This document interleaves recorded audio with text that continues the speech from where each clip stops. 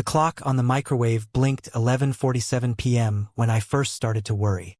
Sarah's book club meetings usually ended by 9:10 at the latest. I'd already called twice, both going straight to voicemail. The pasta I'd made for dinner sat cold and congealed in the pot, a sad reminder of the romantic evening I'd planned. We'd been married for 6 years. 6 years of what I thought was a solid, honest relationship built on trust and communication. Sarah was a marketing executive at a growing tech startup, and her job demanded long hours. I understood that. I'd always been supportive, even when it meant eating dinner alone or missing weekend plans because of her work emergencies. But tonight felt different. Something in my gut twisted with an unfamiliar anxiety. I tried to distract myself with television, but nothing held my attention. My eyes kept drifting to my phone, willing it to light up with her name. At midnight, I called her best friend, Jessica, who supposedly hosted these book club gatherings. "Hey, Jessica. Sorry to call so late. Is Sarah still there?" There was a pause. Too long of a pause. "Sarah? No, she left around 8:30. Said she was heading straight home. Is everything okay?" My heart sank into my stomach. Yeah. She probably stopped at the store or something. Thanks." I hung up before she could ask more questions. My hands trembled slightly as I opened our shared banking app. No recent transactions. I checked our location sharing on the Find My app, something we'd set up years ago for safety, but her phone showed as offline. The hours crawled by with excruciating slowness. I paced our living room, wearing a path in the carpet between the couch and the window. Every set of headlights that passed sent my pulse racing, only to crash back down when the car continued past our house. At 2:14 a.m., my phone finally buzzed. A text from Sarah. "Don't worry, staying with friends. Had too much wine. Didn't want to drive. See you tomorrow. Love you." Relief should have flooded through me. Instead, ice water filled my veins. Something was wrong. Sarah never called our friends friends in that generic way. She always used names. Staying at Jessica's or crashing at Mom's. Never just friends. And the message felt off. Too formal. Too distant. The "love you" at the end seemed like an afterthought. A checkbox ticked to maintain normalcy. I stared at the message for a long time, reading it over and over, trying to convince myself I was being paranoid. But I couldn't shake the feeling. So I did something I'd never done before. Something that, in the light of day, I would have called an invasion of privacy and a betrayal of trust. I opened the photo metadata from the last picture she'd sent me earlier that day, a selfie she'd taken at lunch. I'd never deleted it. Through an app I'd used for work photography, I checked if her text carried any location data. Modern phones often stripped that information, but sometimes automated backups preserved it. My blood ran cold when I saw it. The text hadn't come from Jessica's suburban neighborhood. It hadn't come from any of her friends' houses. The backup data showed it had been sent from the Grandview Hotel downtown, a upscale boutique hotel known for its discretion and luxury suites. I sat in the darkness of our living room, the phone shaking in my hands. My wife wasn't with friends. She was at a hotel. At 2 a.m., sending me reassuring lies while she was God knows where, doing God knows what. The man I'd been an hour ago would have called her immediately, would have driven to that hotel and demanded answers, would have let emotion override everything else. But something shifted in me in that moment. A cold, calculating clarity settled over my shock and pain. If Sarah was doing what I suspected, then I needed proof. I needed to know the full truth before I made any moves. Confronting her now would only give her time to craft lies, to cover her tracks. So instead of calling, instead of driving to the Grandview Hotel, I sat in the darkness and began to plan. If my wife was betraying me, she was about to learn that I wasn't the passive, trusting fool she apparently thought I was. The revenge wouldn't be hot and immediate. It would be cold, calculated, and absolutely devastating. The sun rose on what should have been a Saturday of panic and confrontation. Instead, I was calm, eerily calm. I'd spent the remaining dark hours of the night researching, planning, and setting the groundwork for what came next. Sarah arrived home at 9:37 a.m., looking perfectly put together except for slightly smudged mascara. She was carrying her purse and wearing the same outfit from yesterday. The navy dress she'd said was for looking professional at book club. "Hey, baby," she said, breezing into the kitchen where I sat with coffee. She kissed my forehead like nothing was wrong. "Sorry about last night. We got a little too into the wine, and Jessica insisted I stay. My phone died, and I didn't have my charger." Every word was a lie delivered with practiced ease. I wondered how many times she'd done this before. "No problem," I said, my voice steady. "I'm just glad you're safe. I was worried when you didn't come home." She smiled, relieved. "You're so sweet. I'm gonna jump in the shower. Maybe we can do brunch." "Sounds perfect." As soon as I heard the water running, I moved quickly. Her purse sat on the counter. Inside, her phone showed 47% battery, not dead at all. I pulled out my laptop and connected her phone to it using a cable I'd bought specifically for this purpose during my early morning research. I'd spent 3 hours learning about data recovery and phone mirroring. There were legal software tools designed for parents monitoring their children or for backing up phone data. In minutes, I had installed monitoring software that would sync her messages, location data, and even provide access to her photos and calls, all without her knowing. Felt like a violation. It was a violation, but so was her betrayal. While her phone synced, I photographed the hotel key card I'd found tucked in her wallet's hidden compartment, room 847 at the Grandview Hotel. I also found a receipt from last night, 2 glasses of champagne and a room service order. Prime rib for 2. Charged to the room, which meant someone else had paid. The water stopped. I quickly replaced everything and returned to the kitchen table with my coffee. My heart pounding but my face neutral. Brunch was torture. We went to our favorite cafe, the one where I'd proposed to her 4 years ago. She talked about her book club and how they'd read a novel about a woman reinventing herself. The irony wasn't lost on me. "We should plan a trip," she said, reaching across the table to hold my hand. "Maybe that beach resort we talked about? I've been so stressed with work. We need quality time." I squeezed her hand and smiled. "That sounds amazing. Let's do it." Inside, I was screaming. How could she sit here holding my hand, planning our future, while carrying on whatever this was? Over the next 3 days, I fell into a carefully constructed routine. I went to work at the architecture firm like normal. Came home, made dinner, watched TV with Sarah, made love to her on Tuesday night, all while knowing what I knew. And every night, after she fell asleep, I sat in my home office and watched the data roll in. The monitoring software was a revelation. I watched her text conversations in real time.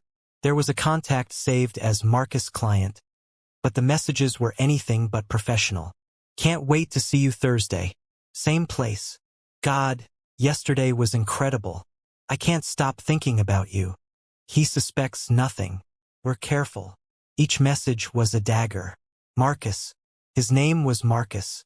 I ran a reverse image search on his profile picture from a shared photo I found. Marcus Brennan, senior VP at a venture capital firm. Married. 2 kids. A perfect life documented on social media, just like ours. But the most damning evidence came from her location history. Every Tuesday and Thursday for the past 3 months, her phone had pinged at the Grandview Hotel between 7 p.m. and midnight. The same nights she'd claimed to have late meetings or client dinners. 3 months. This had been going on for 3 months. I created folders on an encrypted hard drive. Screenshots of every message. Photos of the hotel receipts I'd found and photographed. GPS data showing her location patterns. Call logs showing hour-long phone conversations with Marcus during her lunch breaks. I even discovered their system. Marcus would book the room under his company's account. They'd meet after work. She'd turn off her location sharing, claiming her phone was acting weird. They'd spend hours together. Then she'd come home to me, shower, and slip into bed like nothing happened. By Thursday night, I had everything I needed. A comprehensive dossier of her affair, complete with dates, times, messages, and photographic evidence. But I didn't confront her. Not yet. Because Sarah's birthday was next Saturday. She'd been planning a dinner party for weeks, inviting all her friends, her parents, her sister. She'd reserved a private room at an upscale restaurant downtown. She wanted to celebrate turning 32 in style, and I was going to make sure it was a birthday she'd never forget. Friday morning started like any other, but this was the day I'd set aside for the financial reckoning. While Sarah believed I was a talented but passive architect who let her handle most of our money decisions, she'd forgotten one crucial detail. I was the one who'd set up all our accounts 6 years ago. I took a personal day from work and drove to our bank. Over the years, Sarah and I had built up a comfortable nest egg. Our joint savings account held $87,000, money from bonuses, gifts, and careful saving. Our investment portfolio had another $120,000. The house was in both our names with significant equity. I also discovered something interesting while reviewing our statements. Sarah had opened a credit card I didn't know about. 6 months ago, the statements were going to her work email. I requested copies. The charges told their own story. Lingerie from boutiques I'd never seen her shop at. Expensive dinners at restaurants we'd never been to together. A weekend at a bed and breakfast in wine country. During a weekend she told me she was at a mandatory work retreat. She'd spent over $15,000 on her affair, thinking I'd never notice because she was using a separate card. My lawyer's office was my next stop. I called ahead and explained I needed to explore my options. Richard Morrison had handled the closing on our house and had always been someone I trusted. Michael, I have to ask, are you absolutely certain about this? Richard said after I'd laid out everything. Marriage counseling might. She's been cheating on me for at least 3 months, probably longer. I interrupted. I have documented proof of an ongoing affair. I'm not interested in counseling. I'm interested in protecting myself. Richard nodded slowly. All right, then here's what you need to know. For the next hour, he walked me through Texas divorce law. Community property state. Everything acquired during the marriage would be split 50-50 unless we could prove dissipation of assets. The credit card charges, he explained, could be considered dissipation, using marital funds for an extramarital affair. If you can prove she spent marital money on the affair, you may be entitled to a larger share of the assets, Richard explained. But Michael, are you sure you want to go nuclear? These things can get ugly. I thought about Sarah's hand in mine at brunch. Her lies delivered with smiles. 3 months of betrayal while I'd been faithful and trusting. She went nuclear first, I said quietly. I'm just responding proportionally. By Friday evening, I had everything in place. My money was protected. I documented the credit card charges and tied them to her affair. Receipts from the Grandview Hotel, charges at restaurants on dates that matched her location data at Marcus's apartment building, lingerie purchases made the day before hotel visits. I'd also done something else. I'd hired a private investigator. Jenkins and Associates came highly recommended for discretion and thoroughness. For $2,500, they'd spent the last 3 days following Sarah and Marcus, documenting everything with photographs and video. The PI, a former cop named Ray Jenkins, sent me the files Friday night. The photos were damning. Sarah and Marcus meeting in the hotel lobby, his hand on her lower back. The two of them kissing in the elevator, entering room 847 together. Marcus leaving alone at 11 p.m. Sarah leaving 30 minutes later, adjusting her clothes. But the video was worse.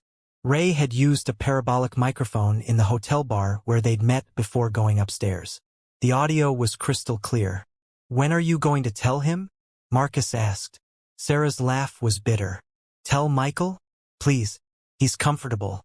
Why would I blow up my life when I can have both? He's stable, reliable. Boring.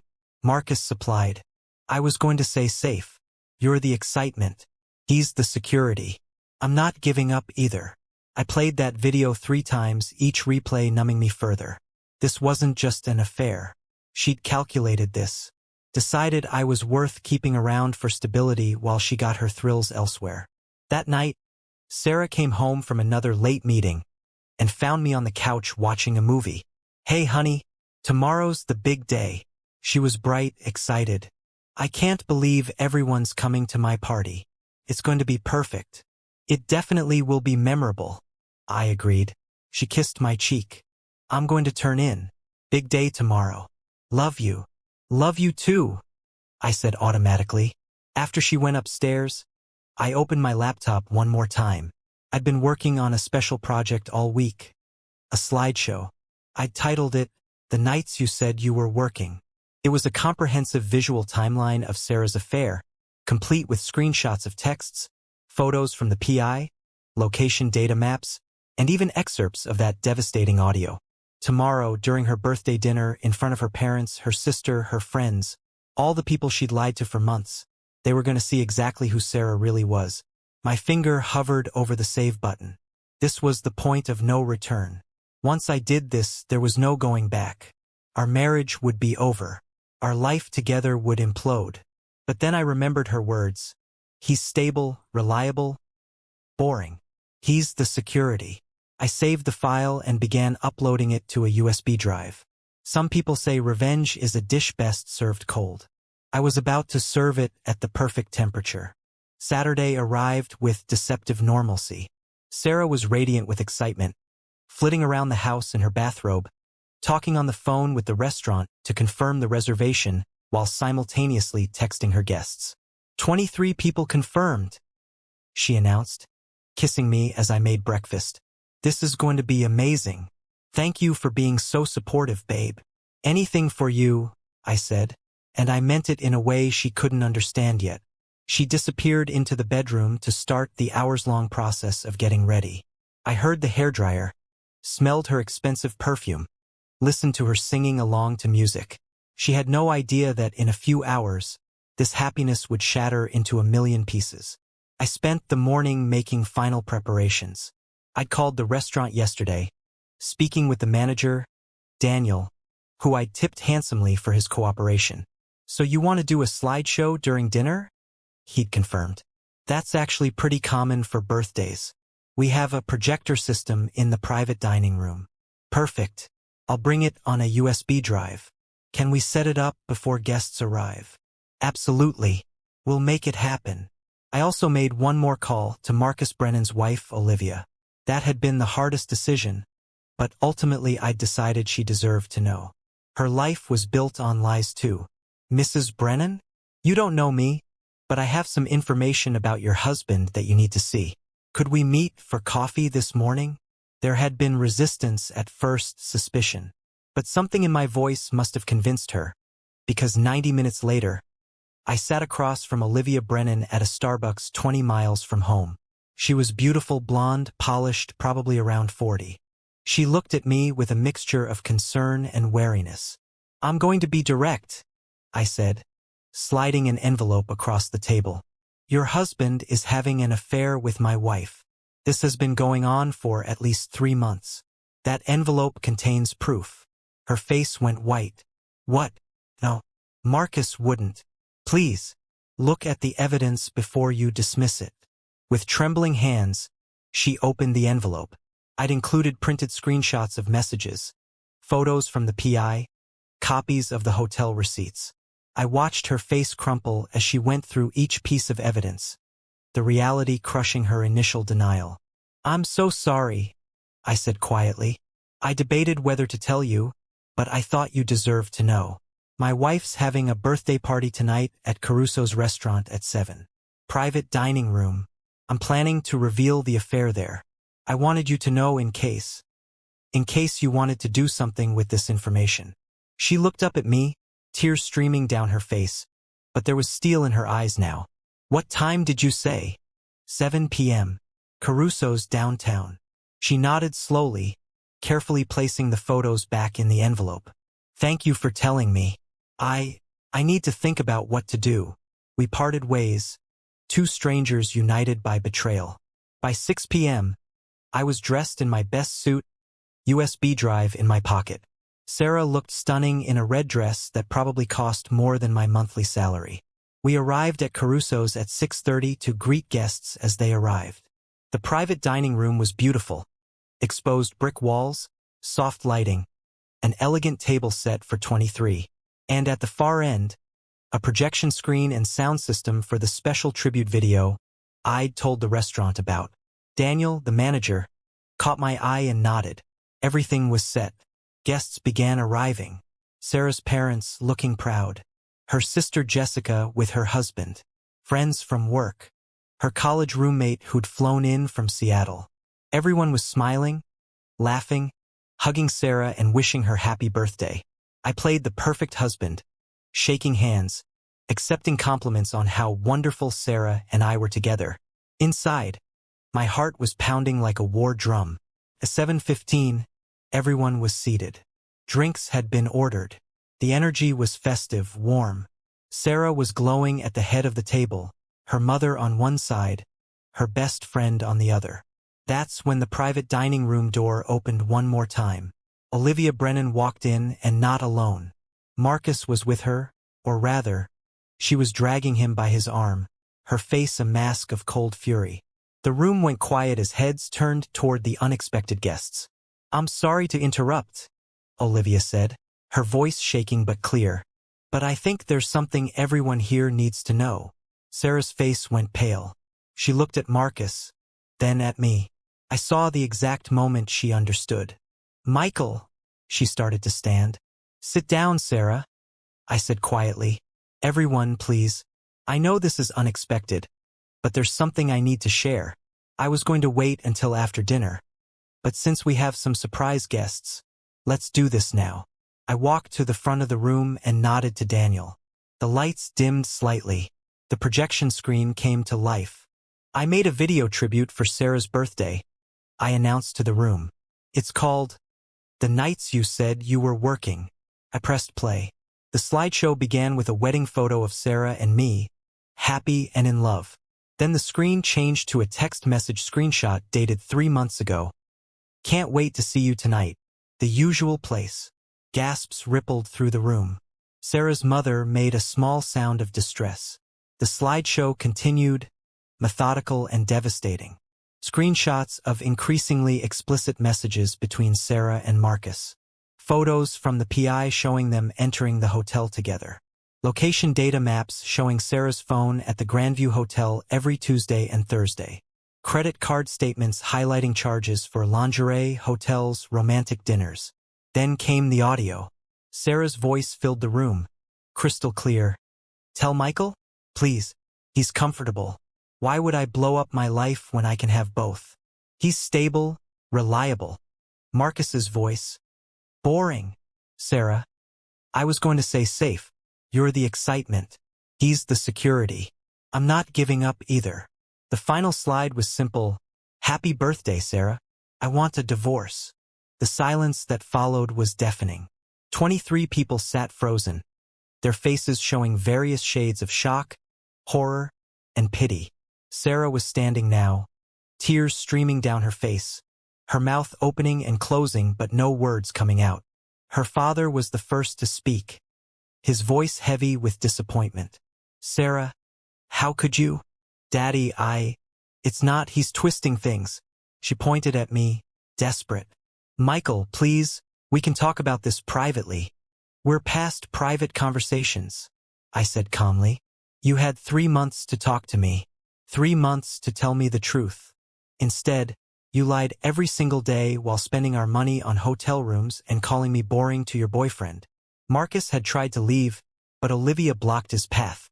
"Oh no," she said loudly. "You're going to stay and watch this. You're going to see what you destroyed." "Olivia, let me explain," Marcus started. "Explain?" Olivia's laugh was sharp enough to cut glass. "Explain how you told me you were at business conferences while you were screwing her? Explain how you used our family's money to rent hotel rooms? Please, Marcus. I'm dying to hear this explanation."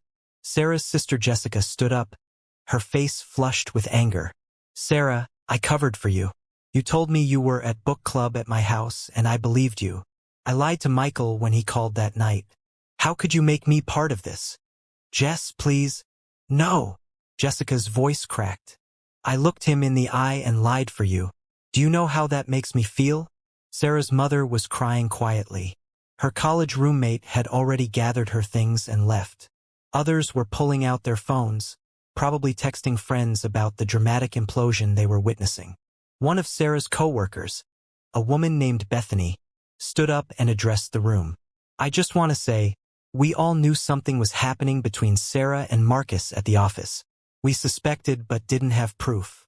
Now I wish I'd said something. She looked at me. I'm sorry, Michael. It's not your fault, I said. The restaurant manager, sensing the situation was deteriorating, stepped forward. Perhaps it would be best if everyone took a moment. No, I interrupted gently. Actually, I think I'm done here. I've said what I needed to say. I looked at Sarah, really looked at her, and felt nothing but emptiness where love used to be. My lawyer will contact you Monday morning. Don't come back to the house. Your things will be packed and moved to storage. The locks are being changed tonight. Michael, please. Sarah was sobbing now, mascara running down her face. I made a mistake. I love you. We can fix this. You don't love me, I said quietly. You love having security while you play around. But I'm not a security blanket. I'm a person, and I deserve better than this. I walked toward the door. Sarah's father caught my arm as I passed. I'm sorry, son, he said, his eyes wet. You deserved better than what my daughter did. Thank you, sir.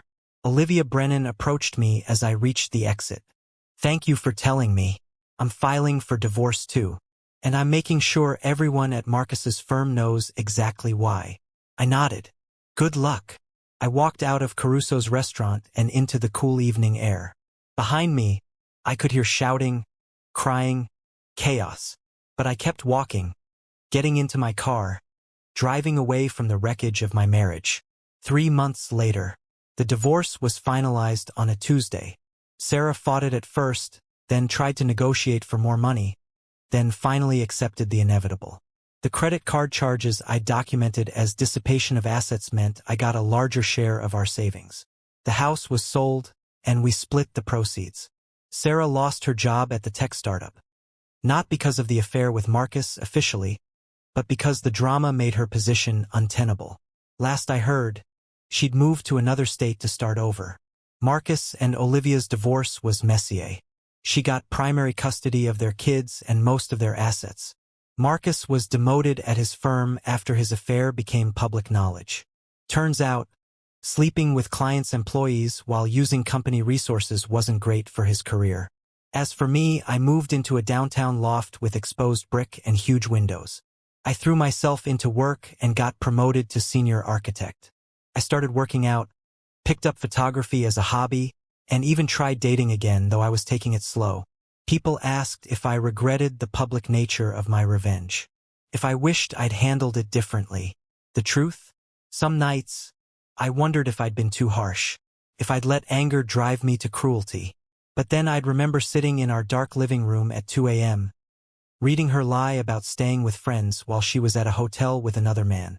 I'd remember the audio of her calling me boring, discussing me like I was a convenient appliance rather than her husband. And I'd remember something my father told me once. Self-respect isn't about being nice. It's about knowing your worth and refusing to accept less. I didn't destroy Sarah's life out of revenge. I simply refused to accept being treated as a comfortable option while she explored other opportunities. I refused to be the safe choice for someone who didn't value me. The slideshow at her birthday party wasn't about humiliation. It was about truth. She'd built a life on lies, and I'd simply turned on the lights. Did it hurt? God, yes. Some days I still missed the woman I thought I'd married, even though I now knew she'd never really existed. But I also learned something valuable. Sometimes the strongest thing you can do is walk away with your dignity intact. Sometimes revenge isn't about punishment. It's about refusing to be diminished. On the day our divorce was finalized, I received a text from Sarah. Just 2 words, I'm sorry. I read it, felt nothing, and deleted it without responding. Because some apologies come too late. Some bridges, once burned, can never be rebuilt. And sometimes the best revenge is simply living well, without the person who took you for granted. I looked out my loft windows at the city lights, poured myself a glass of whiskey, and toasted to new beginnings. The past was behind me, and for the first time in months the future looked bright.